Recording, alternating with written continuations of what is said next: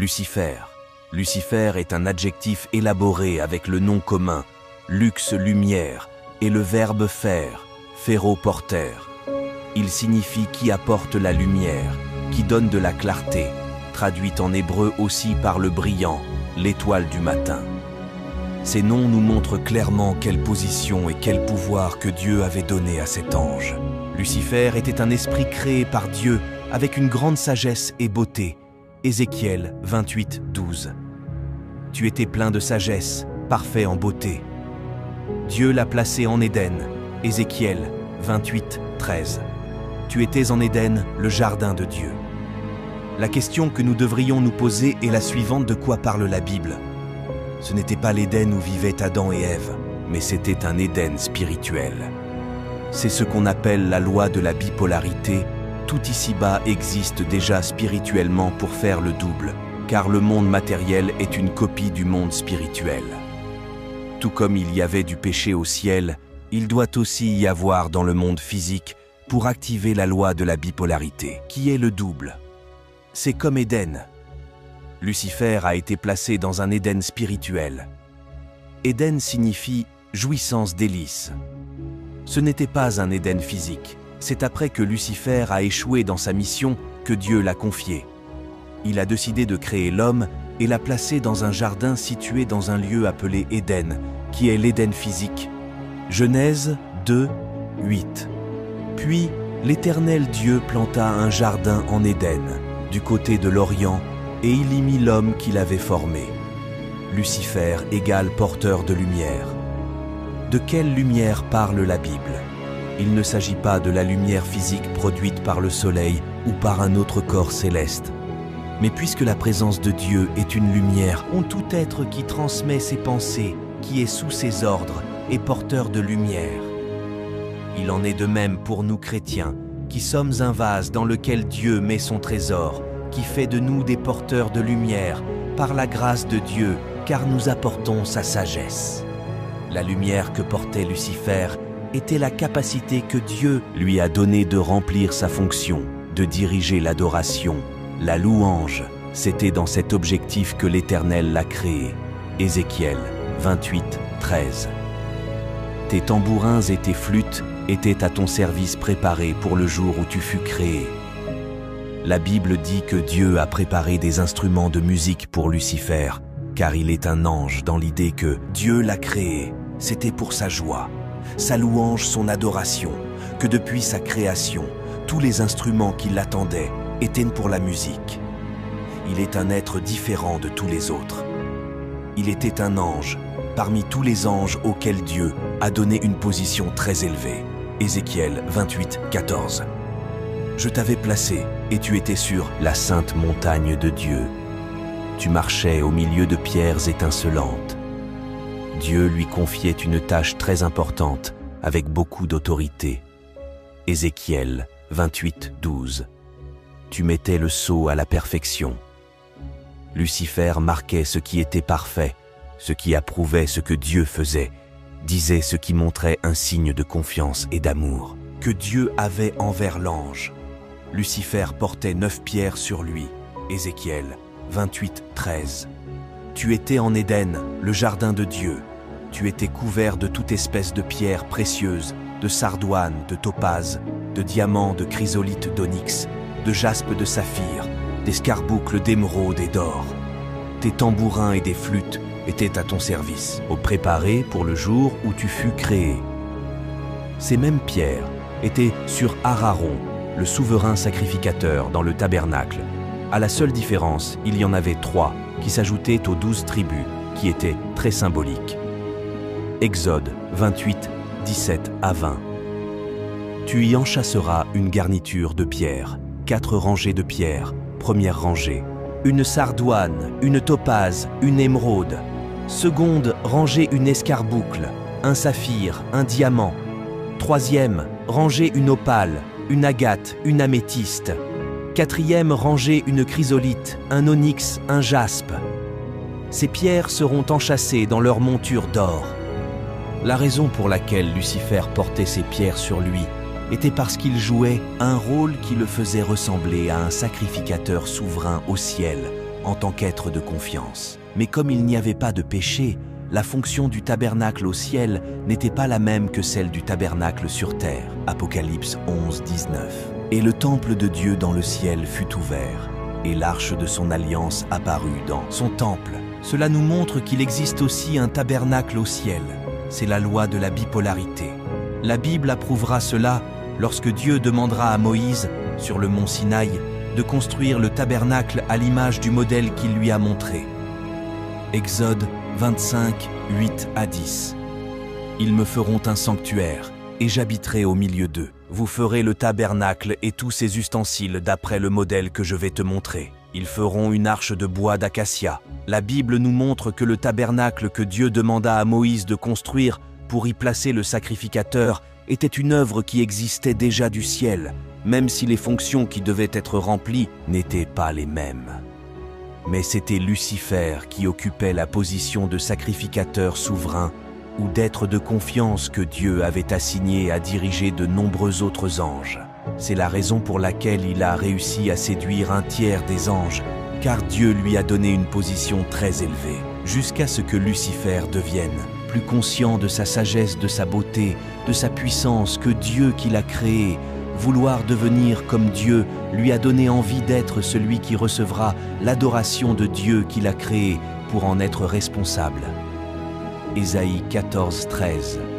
Tu disais en ton cœur, je monterai au ciel, j'élèverai mon trône au-dessus des étoiles de Dieu. Ézéchiel 28, 15. Tu as été intègre dans tes voies, depuis le jour où tu fus créé, jusqu'à celui où l'iniquité a été trouvée chez toi.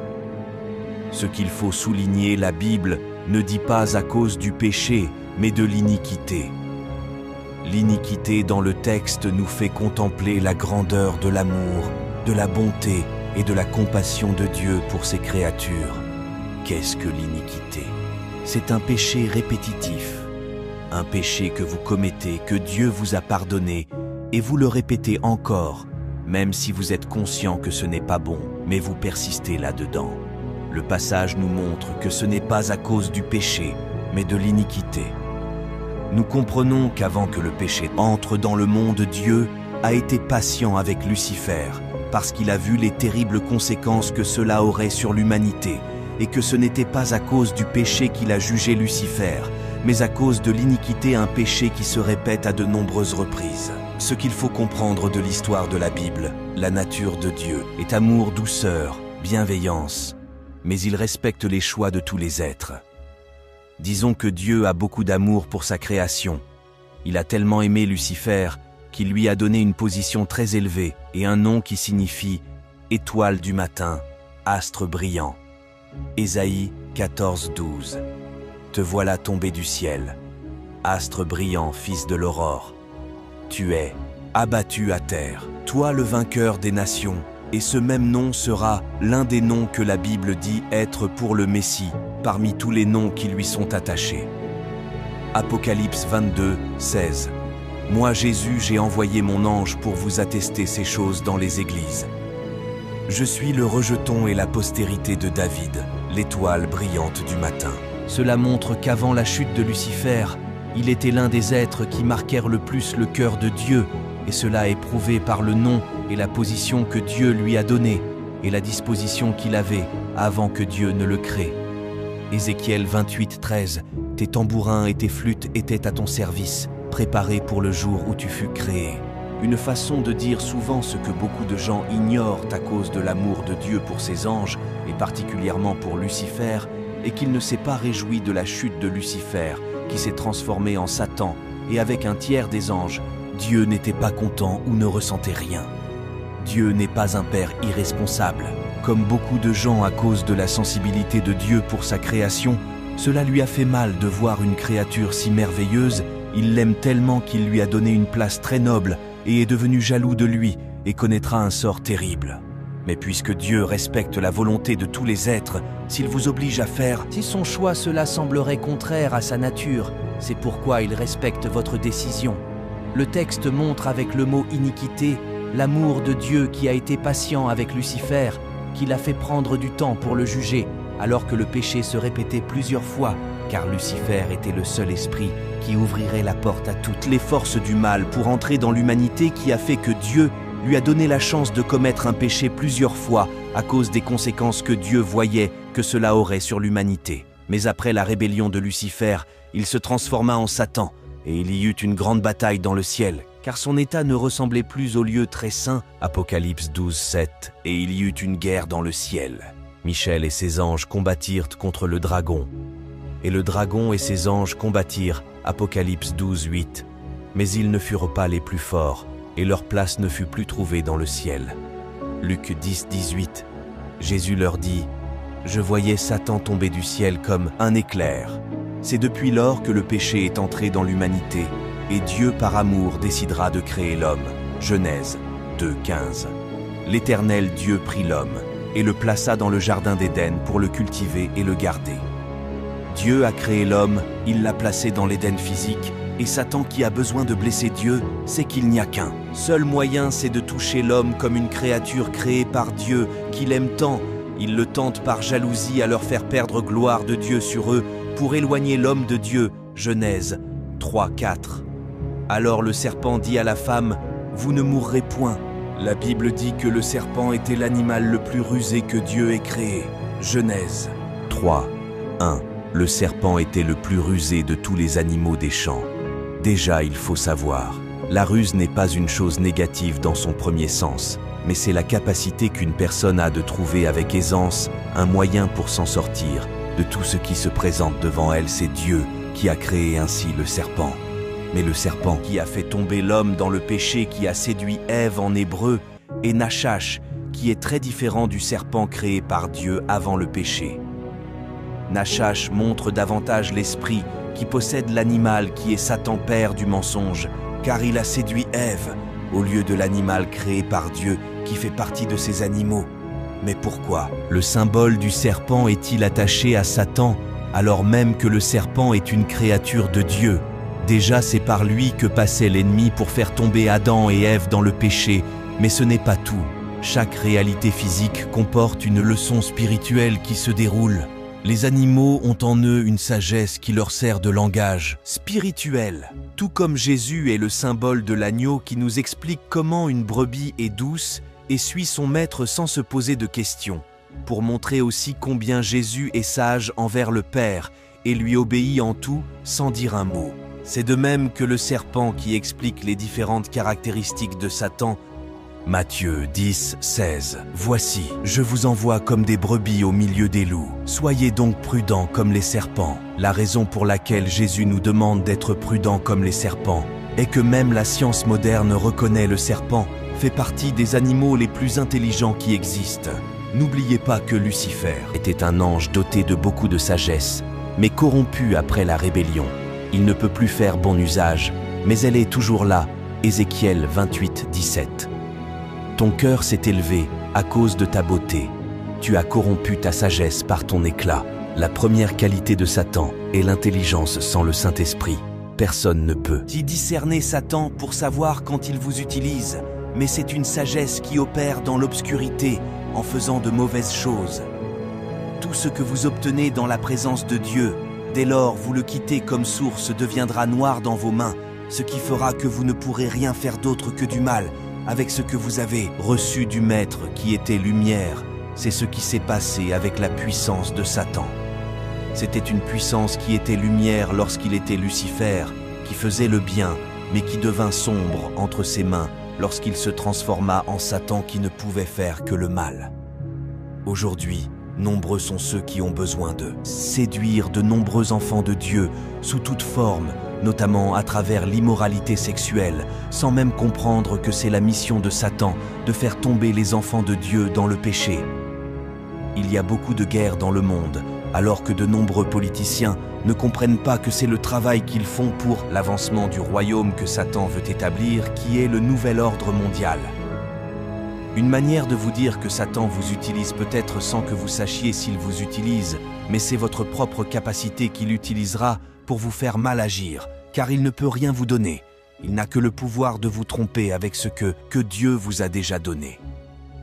Aujourd'hui, beaucoup de gens touchent aux fétiches pour avoir du pouvoir, mais ils ne savent pas si aucun cercle mystique ne donne pas de pouvoir, mais ils vous permettent de découvrir le pouvoir naturel que Dieu vous a donné parce que vous êtes humains et avez été créés à son image. Et quand ils font monter ce qui est en vous, vous pensez que ce sont eux qui vous l'ont donné, et leur intérêt est de vous faire les utiliser d'une mauvaise manière, alors que vous croyez que ce sont eux qui vous l'ont donné, mais ce n'est pas vrai car seul Dieu a la capacité de donner le pouvoir. S'il n'y avait pas de pouvoir en vous, aucun cercle mystique ne donne pas de pouvoir, mais ils vous permettent de découvrir le pouvoir naturel que Dieu vous a donné parce que vous êtes humains et avez été créés à son image.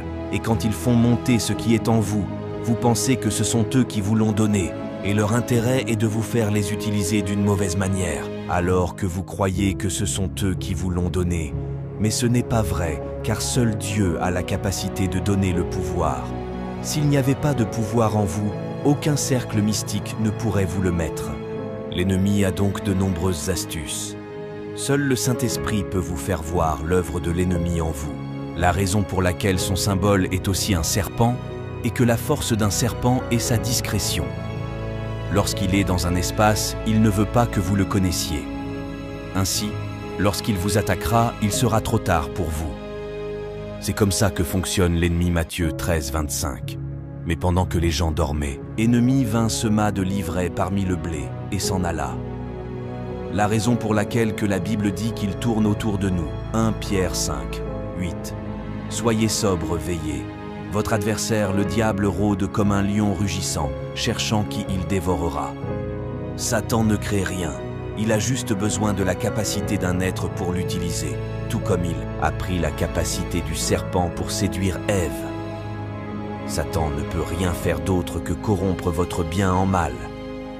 Il ne peut rien vous donner, il peut seulement vous faire voir ce que Dieu vous a déjà donné, mais vous l'avez ignoré, et quand vous apprenez cela, vous pourrez croire que c'est lui qui vous l'a donné.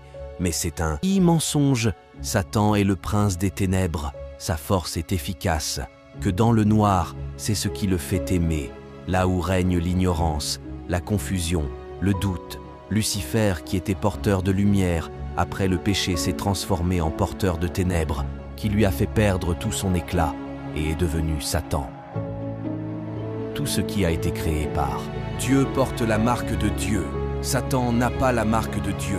La raison est que Dieu n'a pas créé Satan, mais il a créé un ange parfait, plein de beauté, avec beaucoup de sagesse, et qui est devenu jaloux de lui. Ésaïe 14, 13 et 14. Tu disais en ton cœur, je monterai au ciel, j'élèverai mon trône au-dessus des étoiles de Dieu. Je m'assiérai sur la montagne de l'assemblée, à l'extrémité du septentrion. Je monterai sur le sommet des nuées, je serai semblable au Très-Haut, qui s'est transformé en un ange déchu, maléfique, qui est Satan, qui veut dire celui qui s'oppose. Ma prière pour vous, dans un monde tellement pervers, que Dieu vous donne son esprit pour vous, y éclairer et voir tous les endroits où le ravisseur vous utilisait pour le laisser et marcher conformément à la volonté du Créateur qui vous aime d'un amour inconditionnel et inexplicable. Faites confiance à Dieu. Appuyez-vous sur sa parole et asseyez-vous sous la croix, et aucun vent au monde ne pourra vous emporter, car vous avez le sceau du salut sur votre vie. Dites Amen, et que cette prière s'attache à vous. Jacques 4, 7. Soumettez-vous donc à Dieu. Résistez au diable et il fuira loin de vous.